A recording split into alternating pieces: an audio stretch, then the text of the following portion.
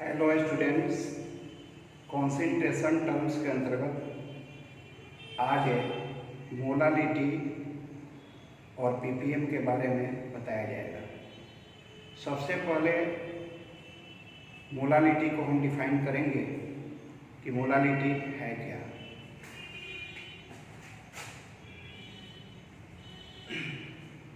Molality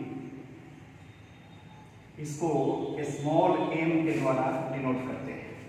किसके द्वारा denote करते हैं? स्मॉल एम द्वारा। अब इसका डिफिनीशन बहुत ही आसानी से आप दे सकते हैं। It is defined as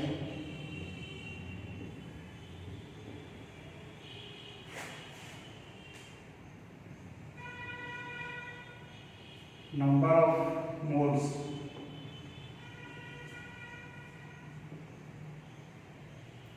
of solute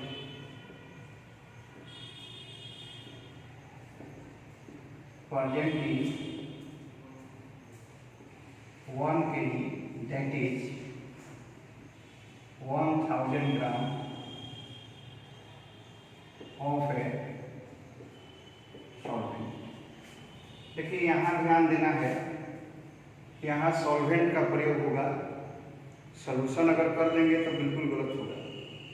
It is defined as number of moles of solute present in 1 kg of solvent। अगर डिफिनीशन के आधार पर देखा जाए तो मोलालिटी का क्या फॉर्मूला हो सकता है? लिख सकते हैं molality is equal to number of moles of solute upon mass of a solvent in a kg। तो अगर सॉल्वेंट का मास केजी में दिया है, नंबर ऑफ मोल सॉल्यूट का दिया हुआ है, तो इस फॉर्मूला से मोलालिटी निकाल सकते हैं। लेकिन अगर मान लीजिए कि मास सॉल्वेंट का ग्राम में दिया हुआ हो तो उसको आपको केजी में कन्वर्ट करना होगा। तो 1000 से क्या करेंगे? डिवाइड करेंगे और वह 1000 चला जाएगा न्यूमरेटर में, ऊपर चला जाएगा। इसका फॉर्मूला क्या होगा? जब सॉल्वेंट का मास किसमें दिया हो? ग्राम में दिया हो, तो लिखा जा सकता है number of moles of solute upon mass of solvent in gram into ऊपर में 1000 से क्या करेंगे?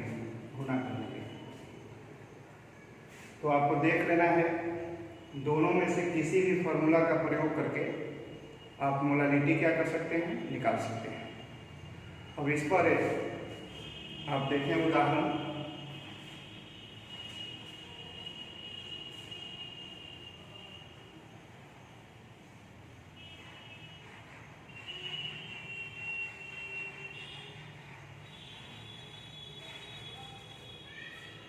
अब देखिए, मान लीजिए कि आपका 1m सॉल्यूशन दिया हुआ है। तो बाय डिफिनीशन इसका आप मीनिंग क्या लगाएंगे? सॉल्यूशन का मोलालिटी आपका 1 आपका दिया हुआ है, तो इसका मतलब ये हुआ कि 1 kg सॉल्वेंट में सॉल्यूट के मोलों की संख्या 1 है। इसका मतलब क्या हुआ? It means 1 mole of solute is present in 1 kg of solvent. अगर यहाँ 2m रहता तो 1 kg सॉल्वेंट में सॉल्यूट का 2 मोल होता, 3m होता तो 1 kg सॉल्वेंट में सॉल्यूट का 3 मोल होता। तो इससे आप मीनिंग आसानी से लगा सकते हैं according to definition of molarity. अब इस पर मान लीजिए कि क्वेश्चन आपका दिया हुआ है 34.2 gram of sugar is present in a 214.2 gram of solution. Calculate a molarity. देखिए मोलारिटी के लिए सॉल्यूट का मोल पता होना चाहिए और सॉल्वेंट का मास आपका पता होना चाहिए, और वह सॉल्वेंट का मास किसमें होना चाहिए, केजी में होना चाहिए। तब इस क्वेश्चन को मान लीजिए कि आपको सॉल्व करना है, तो यहाँ पर हम सॉल्व कर दिए, यहाँ सॉल्वेंट कर लीजिए और यहाँ सॉल्यूशन कर लीजिए। सॉल्यूशन में 2 कंपोनेंट होते हैं ना, सॉल्यूट और सॉल्वेंट। और प्रश्न में क्या दिया है उसको पहले नोट कर लीजिए। तो शुगर यहाँ पर क्या है, शुगर आपका सॉल्यूट है,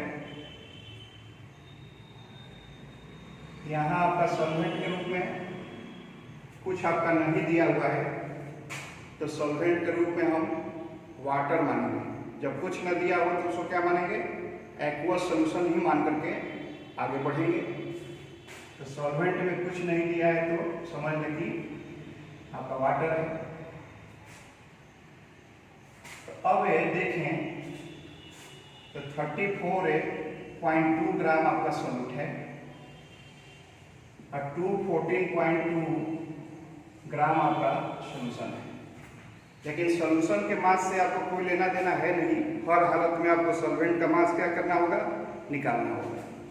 तो सॉल्वेंट का मास निकालने के लिए आपको क्या करना होगा, सॉल्यूशन के मास में से सॉल्यूट वाला मास घटा लेना होगा। तो सॉल्वेंट का मास निकालना है तो क्या करेंगे, 214.2 ग्राम में से 34.2 ग्राम को माइनस कर लें। तो इसको सब्ट्रैक्ट करेंगे तो आएगा 180 ग्राम। तो सॉल्वेंट का मास निकल गया 180 ग्राम और सॉल्यूट का मास कितना दिया है 34.2 ग्राम। लेकिन सॉल्यूट का मोल चाहिए, मास नहीं बल्कि मोल चाहिए। तो मोल निकालने के लिए आप फॉर्मूला पढ़े हैं, मास बटा में मोलिकुलर मास। तो मोल कैसे निकलेगा इसका, n बराबर हो जाएगा गिवन मास इन ग्राम अपॉन ए मॉलिक्यूलर मास। तो शुगर का मॉलिक्यूलर मास जो है 342 होता है, आप पढ़े होंगे, निकालने की भी आवश्यकता नहीं है, याद रखना है 342। इसको थोड़ा सिंप्लीफाई करेंगे तो 1/10 कितना हो जाएगा 10। तो सॉल्यूट का मोल निकल गया 1/10, सॉल्वेंट का आपका निकल गया मास 180 ग्राम। इसको भी आप केजी में बदल लें तो 180 बाई कितना हो जाएगा 1000 केजी। और फॉर्मूला आपका क्या है, molarity is equal to mole upon mass of solvent किसमें, केजी में। तो मोल आपने निकाल दिया 1/10, मास कितना हो गया 180 बाई 1000। अब यह 1000 ऊपर चला जाएगा, 1/10 इंटू 180 इंटू 1000। अब ये 0 कैंसिल हो जाएंगे, यानी 10 बाई कितना 80। इसको आप लिख सकते हैं 5/9 और 5 में 9 से डिवाइड करेंगे तो कितना आ जाएगा 0.55। लगभग में अप्रॉक्स मान लेगा इतना क्या हो जाएगा m। यहाँ पर m लिखना, छोटा m, बड़ा m लिखेंगे तो मोलारिटी हो जाएगा स्मॉल m। तो इस क्वेश्चन का उत्तर होगा 0.55 m। m माने मोलर होता है और मोलर को हम मोल पर केजी के रूप में जानते हैं और इसको स्मॉल m के द्वारा क्या करते हैं, दिखाते हैं। तो बड़ा आसानी से आप मोलालिटी का क्वेश्चन आप क्या कर सकते हैं, बना सकते हैं। अब देखिए कभी कभी आप देखे होंगे कंपटीशन में क्या करता है, थोड़ा सा क्वेश्चन को ट्विस्ट कर देगा और लड़के उसी में उलझ करके रह जाते हैं। तो कंसेप्ट बिल्कुल क्लियर रखना है। जैसे देखिए IIT नीट वगैरह में यह क्वेश्चन पूछा जा चुका है, इसको उतार दीजिए, उतार लिए होंगे और मैं इसको मिटा दे रहा हूँ।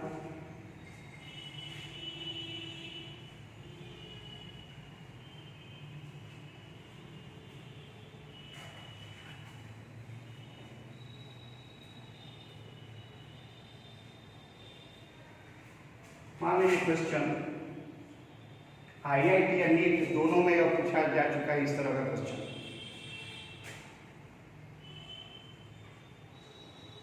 कैलकुलेट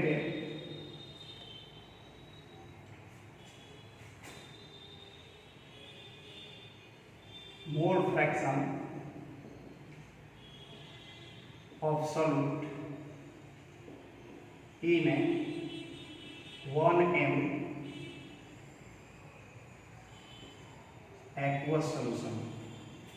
क्वेश्चन दे देगा कि 1m एक्वस सॉल्यूशन में मोल फ्रैक्शन निकालेगा। और देखिए क्वेश्चन को मिक्स कर दिया, मोलालिटी दे दिया, कह रहा है कि सॉल्यूट का आप मोल फ्रैक्शन क्या करें, निकालें। तो लास्ट वीडियो में आपने मोल फ्रैक्शन पढ़ा था। मोल फ्रैक्शन निकालने के लिए दोनों कंपोनेंट का मोल पता होना चाहिए, तभी आप निकाल सकते हैं। तो सबसे पहले यहाँ ध्यान दें, 1m एक्वस सॉल्यूशन का मतलब क्या है। 1m एक्वस सॉल्यूशन का मतलब हुआ 1 मोल ऑफ सॉल्यूट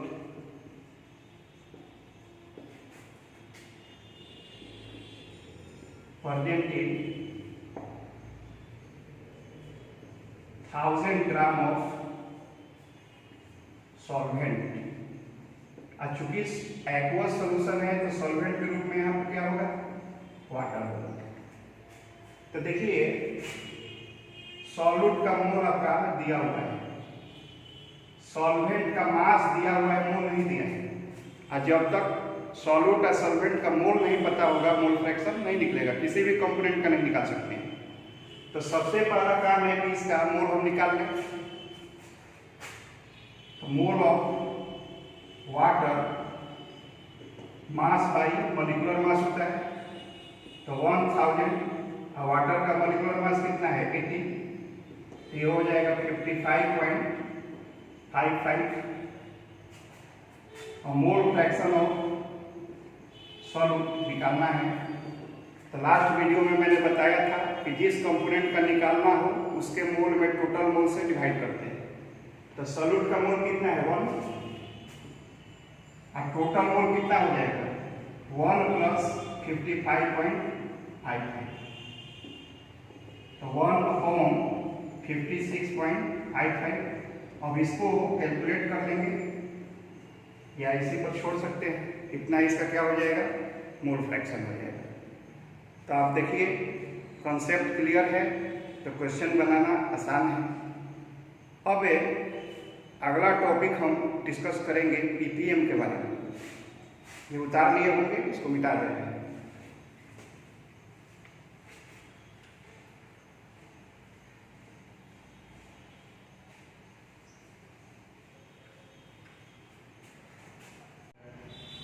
देखिए अगला टॉपिक ppm को हम डिस्कस करेंगे।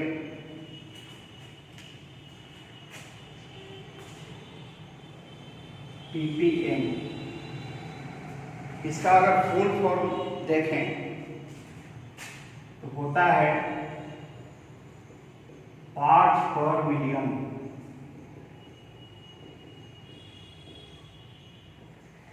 देखिए इस कॉन्सेंट्रेशन टर्म का प्रयोग तब किया जाता है जब सॉल्यूशन में सॉल्यूट ट्रेस अमाउंट में हो, यानी वेरी लिटिल अमाउंट।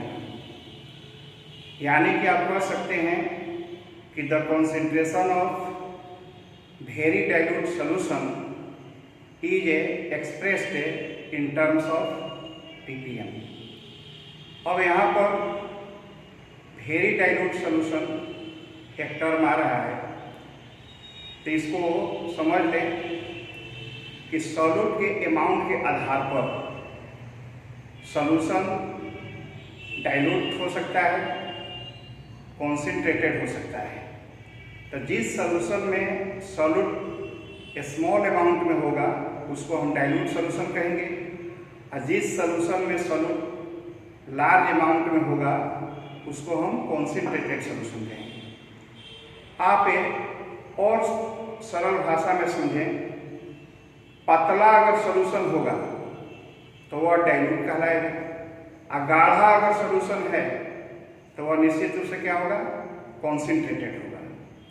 जैसे सपोज कीजिए कि यहाँ पर आपने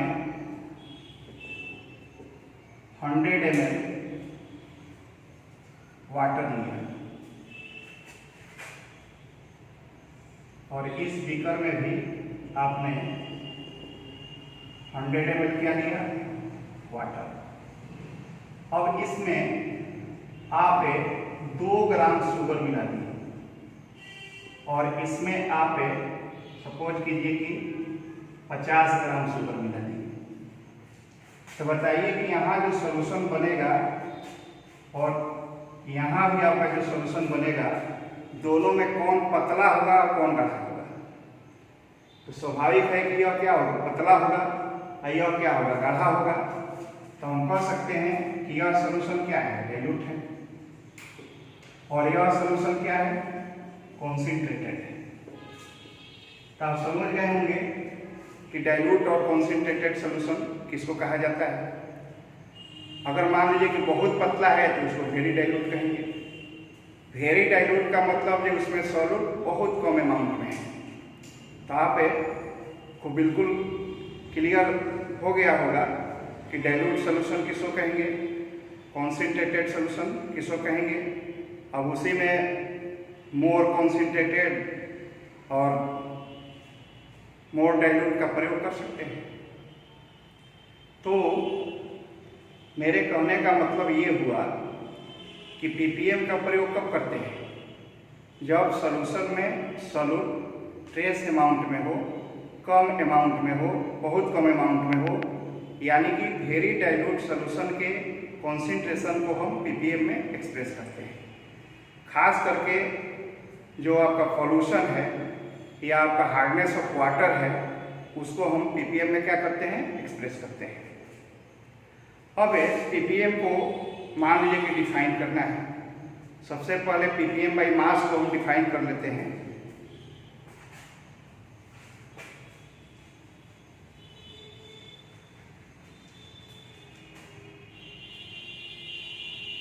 ppm यहाँ बाई हम मास करते हैं,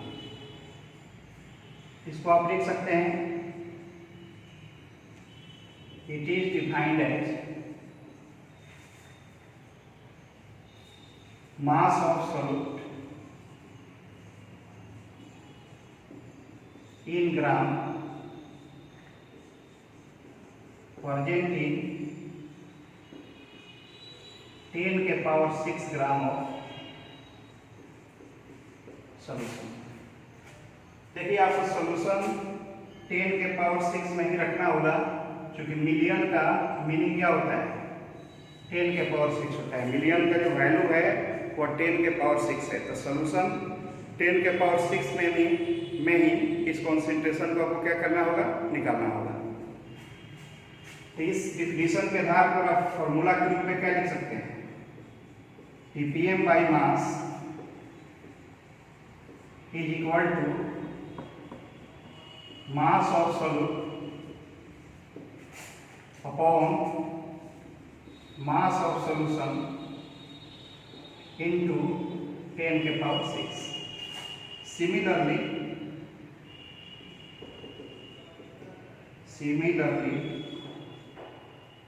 ppm बाई अगर वॉल्यूम प्रयोग करेंगे तो तो जहाँ जहाँ मास है वहाँ पर सिर्फ वॉल्यूम आपको कर देना है।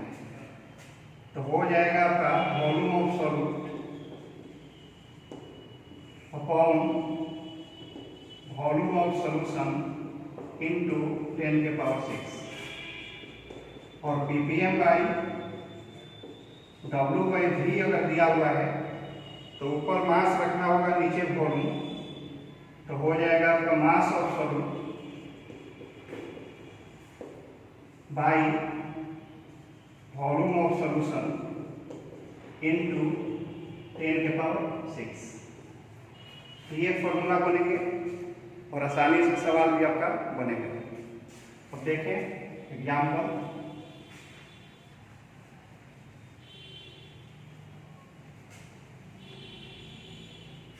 जैसे मान लीजिए कि आपका दिया हुआ है क्वेश्चन, ये sample of drinking water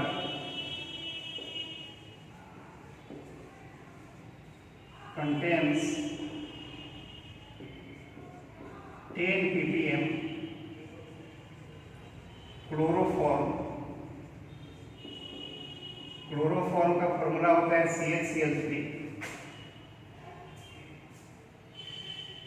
by क्या मास। अब ये क्वेश्चन आपका दिया हुआ है, sample of drinking water contains 10 ppm chloroform by mass. Calculate mass percentage of A chloroform. Chloroform का मास परसेंटेज आपको क्या करना है, निकालना है। यानी कि W/W परसेंट आपको क्या करना है, निकालना है। अब सबसे पहला चीज कि 10 ppm अगर क्लोरोफॉर्म दिया हुआ है तो इसका मीनिंग क्या होगा, इसको समझना जरूरी है। 10 ppm का मतलब क्या होगा? 10 ppm का मतलब हुआ 10 gram chloroform is present in 10⁶ gram of solution. 10⁶ gram of solution, ठीक है ना। 10 gram chloroform is present in 10⁶ gram of solution. दूसरा क्वेश्चन इसमें आपका दे सकता है कि मोलालिटी निकालें। मोलालिटी का भी क्वेश्चन पूछ सकता है। तो आप बताइए कि सबसे पहला काम है कि क्लोरोफॉर्म का अगर हम मास परसेंटेज निकालेंगे तो आप पढ़े होंगे परसेंट W/W बराबर weight of solute by weight of solution into कितना 100। तो वेट ऑफ सॉल्यूट कितना दिया है, वेट ऑफ सॉल्यूट आपका 10 है। वेट ऑफ सॉल्यूशन कितना है, 10⁶ है, इनटू कितना 100, यानी 10 गुना 10⁻⁻4 इतना परसेंट निकल जाएगा आंसर। अब मोलालिटी मान लीजिए कि आपको निकालना है, तो मोलालिटी के लिए तो सॉल्वेंट का मास होना क्या है, जरूरी है। सॉल्वेंट का मास जब तक होगा नहीं मोलालिटी निकलेगा नहीं। तो सबसे पहला काम होगा कि क्लोरोफॉर्म का मोल आप निकालेंगे और सॉल्वेंट का मास केजी में आपको निकालना होगा, तब मोलालिटी का क्वेश्चन आप क्या कर सकते हैं, मोलालिटी आप निकाल सकते हैं।